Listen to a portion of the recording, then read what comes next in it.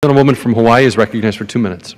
Thank you very much. Today I rise proudly in support of H.R. 4329, the Native American Housing Assistance and Self-Determination Reauthorization Act of 2014. In the 18 years since its enactment, this legislation has strengthened Indigenous self-determination by empowering Native nations to empower their low-income families and households by assisting with their affordable housing needs. The State of Hawaii's Department of Hawaiian Homelands uses these funds to manage a trust that Congress established for the rehabilitation of the Native Hawaiian people.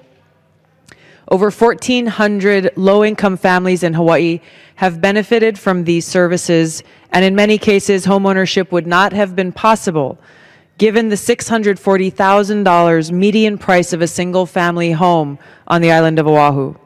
I'd like to give you one quick example of the Nakihe family on the island of Molokai.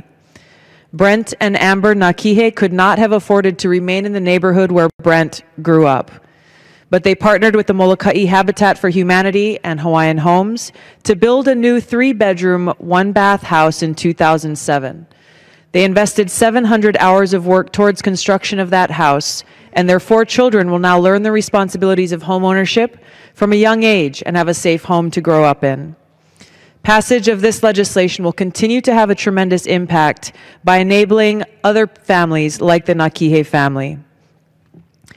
Nationwide, passage of this legislation also would represent an important step toward removing roadblocks to economic success in Native communities and would reaffirm the House's long-standing commitment to tribal sovereignty and self-determination.